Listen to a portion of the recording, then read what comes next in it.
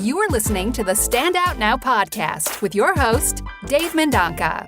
Check out each episode as top experts share their proven marketing, publicity, and sales tips to help you cut through the advertising noise so you can reach your ideal clients, get noticed, and connect with powerful influencers. The Stand Out Now podcast is brought to you by podcastinterviewexperts.com, helping entrepreneurs attract clients through business podcast guest appearances.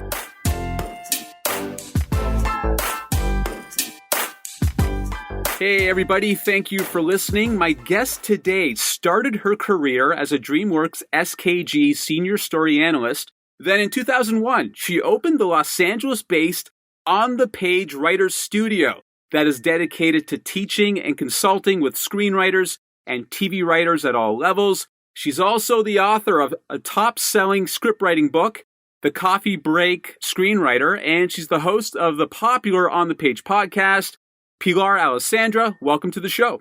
Thank you. It's nice to be here. Awesome. Thank you for being here. Really appreciate it. You invited me and I was like, wow, marketing. I don't know if I have anything to say, but I am happy to talk. You'd be surprised. When I talk to various people in various industries, they say the same thing, but there are little nuggets of wisdom that they have in their lives, like along their career path, that are actually quite useful. So I think that will definitely play out today. Awesome. We'll see. All right. Here we go.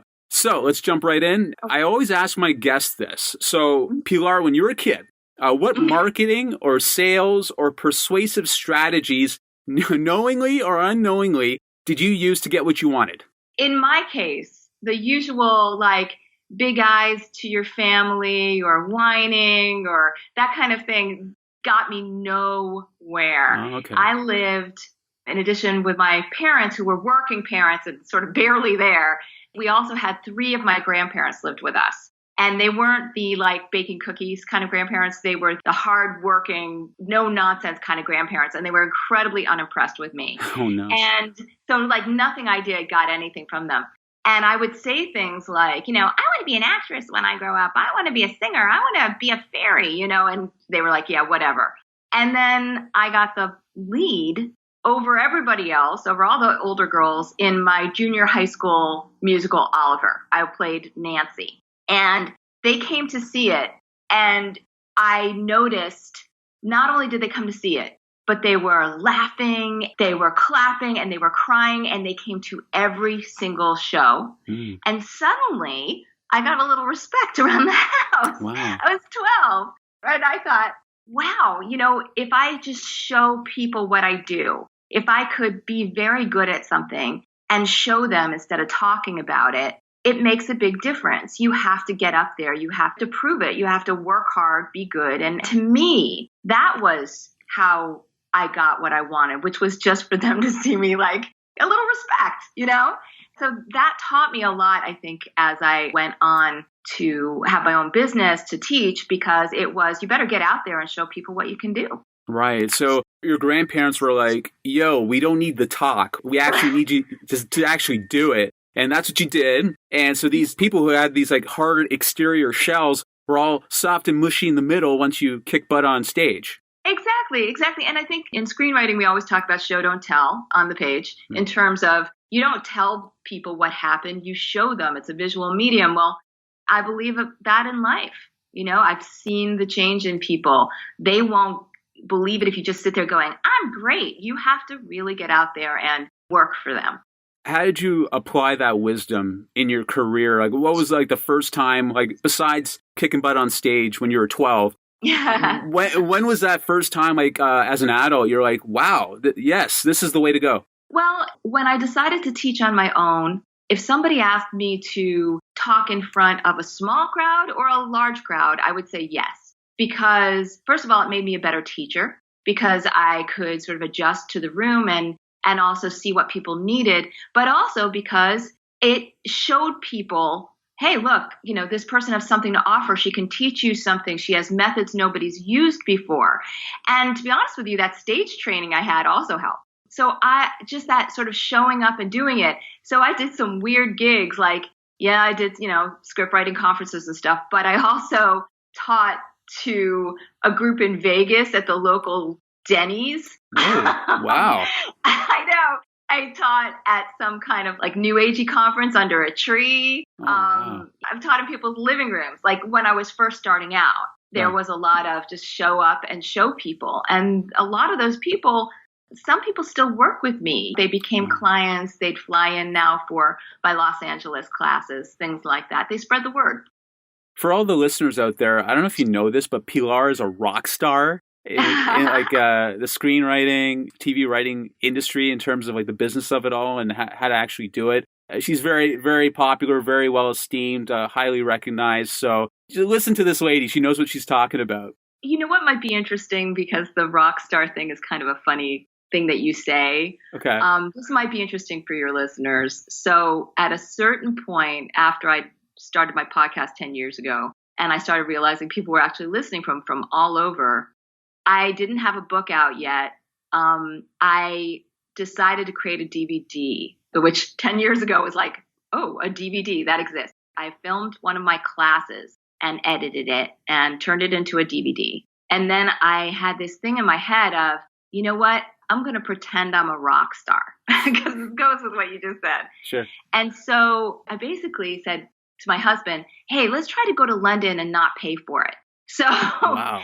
So I booked a small hotel conference room in London so we could have a trip anyway. And I said, I'm going to London. I'm doing a tour of my DVD. And I'm going to go to London and I'm going to teach the stuff on my DVD. Wow. And people showed up because they'd listened to the podcast. You know, it was only a small room, but people showed up. London was paid for. And so then I did it in Boston and Chicago and New York. You want people to think you're a rock star? Let's act like a rock star. Now, it still meant doing the tour and doing the work and having something to say. It's not all just, yes, look at me, and then not have the content. The content was there, but pretending you're a rock star for about 5 minutes can actually help if you want to take that risk. And I did it. I didn't lose money. And to be honest, I made a little money. Wow. And by the time I was done with my, quote, tour, people knew who I was even more. And it legitimized my materials even more and sort of led to the book that I wrote. Wow. Okay, let's back it up here. So where did that confidence come from? Okay, listen, hubby, we're going to England. Okay, we're not going to pay for much because I think I could deliver here. People will come. Where did that confidence come from? You know, it's funny because when it comes to being in a classroom, it may be the only place I have confidence. I've been doing my podcast for 10 years and I'm still nervous every time I do it. That is not, to be honest with you, my dojo, but a classroom is. So I just had this feeling that if I could just, again, get in front of people and teach them and help them and also show them what I do, I had confidence that the content was there. So, you know, my advice is if you want to act like you're a rock star, you still need to have a full album of really good songs. Otherwise, people will not go for it. Exactly.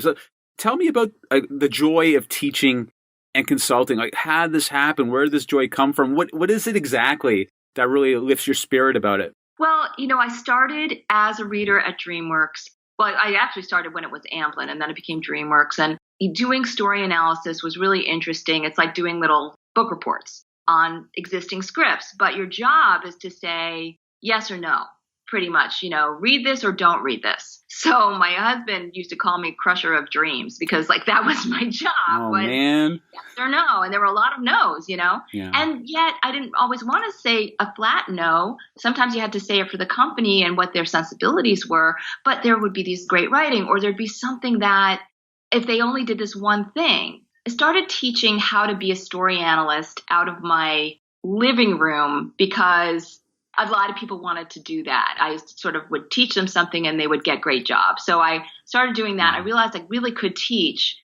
So when I started actually teaching screenwriting, it was a great way of not crushing people's dreams, but saying, hey, look, this is what I've learned in my experience from reading and analyzing these scripts.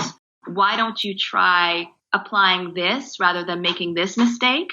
And again, it was working for writers and they were getting jobs. So it became much more fulfilling to show them how to do something than to say, I'm sorry, we're not taking your script. Does that make sense?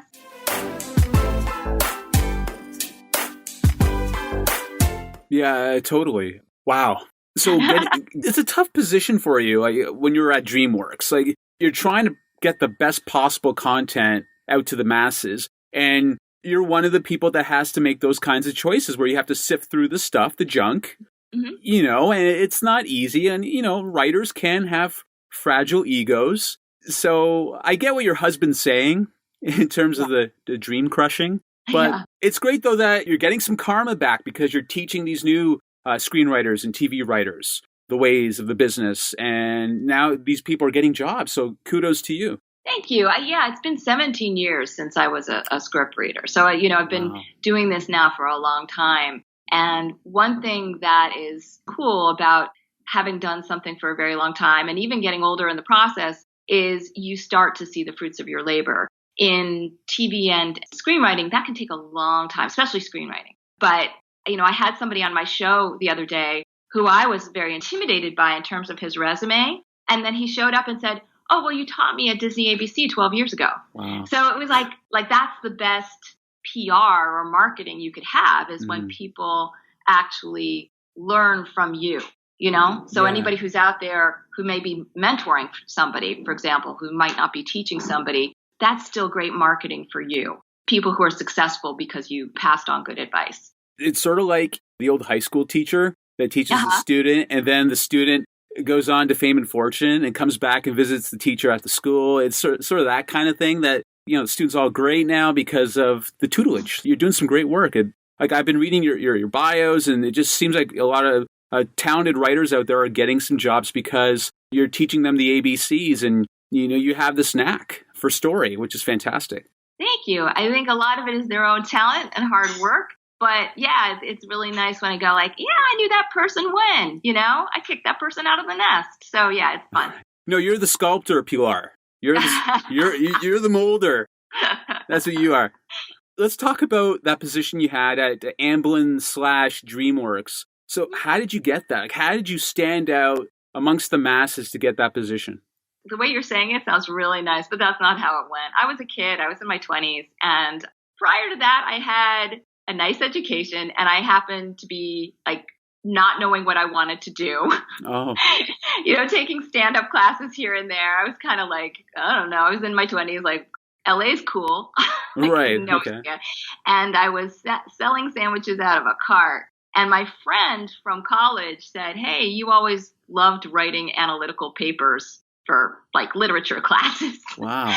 I'm working for a small company. Would you read a script once a week and do a coverage on it?" And I was like, "Yeah, that sounds fun." So I did that like once a week. And then somebody was like, "Hey, idiot, you can get paid for that." So I was like, "Really? That's a job?" Wow. So I had these writing samples from that company. And it turned out where I'd been reading for free happened to be a very hip indie company. Allison Anders was a big director of the time. She did Mi Vida Loca. And I took those samples and I was like, "Where do I want to work? Oh, I know. Steven Spielberg's a cool guy. Maybe I'll work for him." Oh, my goodness. So I just submitted them to Amblin and they hired me. The end. Excuse me? I know. But again, it was the work. Like, I really feel like I had done enough sort of free, sort of the equivalent of interning. I had these samples of coverage that were well written and well thought out. I gave them the best of my work, and that's why I was hired. Wow. So the first thing was sort of a fluke, but when I decided to make money at it, you still need the content. You have to have something to back it up. So yeah, I had that plus the idiocy of not knowing that I was applying to the biggest director in the world. Oh my. Did you ever rub elbows with the guy? I almost hit him in my car twice. Okay, that's not good, Pilar. No? He's an icon. He's a treasure. Yeah, but no, twice.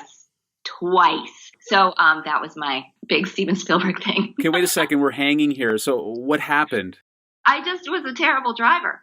I forgot to look as I was backing up twice and almost hit the guy twice as he was walking. The first time, he was very forgiving about it. The second time, he was like, "Who is that person? Fire her." But fortunately, all was well.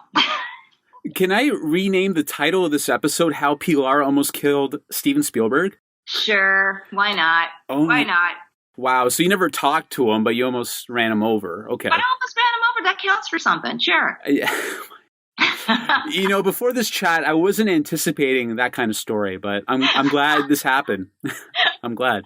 Wow. Okay. So basically you really just fell into that position, but once you had the opportunity, you gave quality work, and that's what got you in. So that's awesome. I feel so. And I learned a lot. And I also, it took a lot of courage to finally say, you know what, I'm going to do something else. And when I started teaching in my living room this how to be a reader class and realized I really loved that, it's hard to get out of your comfort zone and go, you know what, I really want to teach. But at a certain point, you do have to grow up and go, like, I'm going to do something that isn't comfortable. That isn't just, doing what I did in college, analyzing papers. I want to try for something bigger. Definitely. That was bigger for sure. When you're at DreamWorks, what movies did you work on? What scripts did you see, if you don't mind me asking? I'm going to so date myself. God, people are going to be like, she's 100. So I got to read like an early draft of Saving Private Ryan and the Men in Black and stuff like that. But really, awesome. It was just an early job for me. It was just a script reader position. Sure. I was there long enough that when it came DreamWorks, I was a senior story analyst and doing notes on projects and things. But I don't want it to sound, bigger than it was. It just taught me and helped me understand scripts in a way that other people might not have. It allowed me to develop these teaching tools. Which you use to this day. So it was definitely a very valuable experience in your life. Absolutely. For sure. All right. So let's talk about your on-the-page empire. That's what I'm calling it, Pilar, because you got the books, you got the classes, you got the podcast. Yeah. So how did this all come about? Let's start with the program, the writing classes. Like, how did that start again? Can you just, paint that picture? Well, once I realized I wanted to teach, and I had convinced UCLA Extension, the writers program, I was teaching a little bit over there, and again, sort of developing stuff that I really liked and a way of teaching. And when I went out on my own, it was really inspired by the fact that in 2001, I got pregnant. I was married. This is good. But I was like, I can't, I need more, and so I don't know, I rented a little space that was right next door to a record store that my husband always went to. And there was a little like tutoring place. And so I was like, well, what happens if I put up a class? Since I'd already run classes in my living room and I knew that was working, what happens if I sort of go out of that comfort zone? And that created enough sort of fans that by the time I had my second child, got pregnant again, 2004. And I was like, I got to get this a little bit bigger. And so I rented a studio all for myself with an acting teacher friend of mine. And that became the On the Page Writers Studio. Then I started doing more and more classes. And fortunately, the FaceTime I was getting with everybody in person, the classes themselves had created enough of a reputation that people were really, really coming in. And that was great. And then, of course, there was my little rock star tour. And then now I'm at a place where I don't have to make things happen as much. People invite me and have been for the past, I don't know, ever since then. So within for the past decade. And it's been great.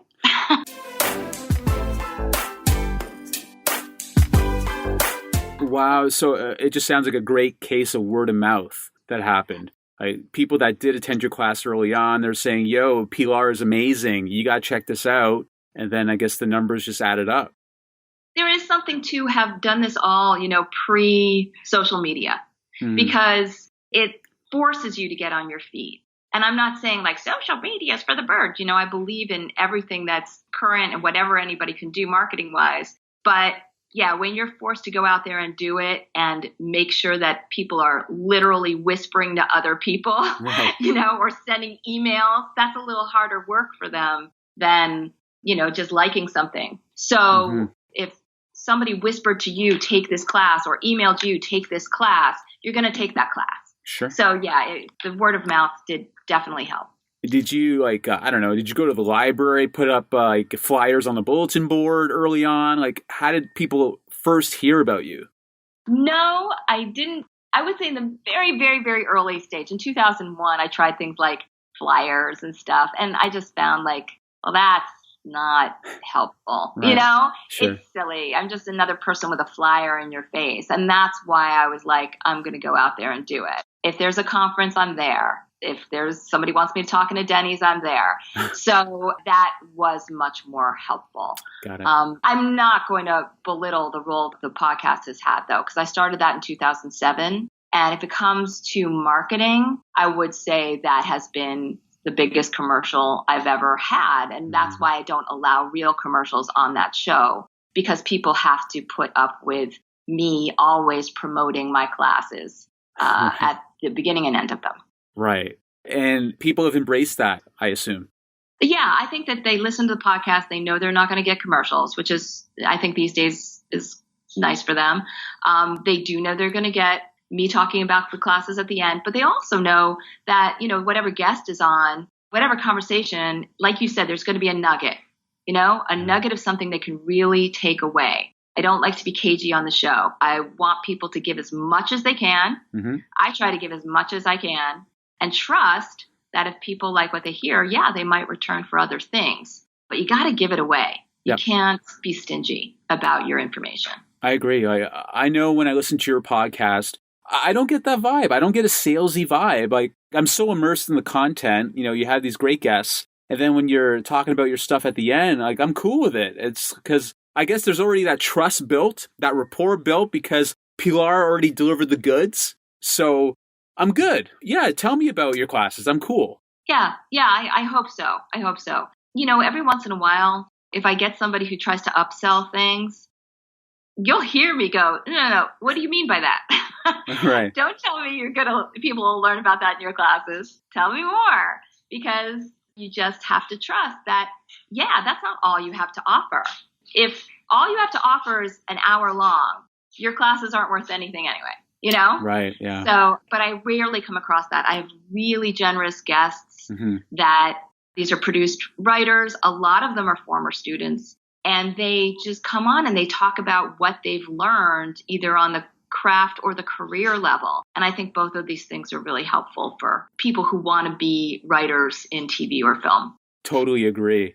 And now, Pilar, as we close this down, I just wanted to ask, where can people find out more about you and your on-the-page empire? It's an empire, Pilar. I'm telling you, it's an empire. I really think I should... Where's my tiara? Where is my tiara? I would like one of those if I'm going to have an empire. Right. So work on that.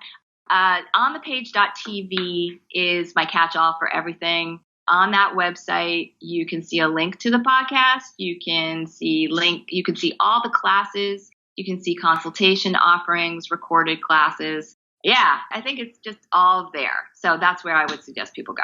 Awesome. That's awesome, Pilar. Listen, thank you so much for being on the show. This has been an absolute pleasure. Thanks again. Thank you. It was really fun to talk about. Awesome. All right, everybody. Thank you for listening and have a great week. Thank you for listening to the Stand Out Now podcast. Don't forget to subscribe to the show on iTunes and rate and review it as well. You can find out more about our program at thestandoutnowpodcast.com. Thanks again and enjoy your week.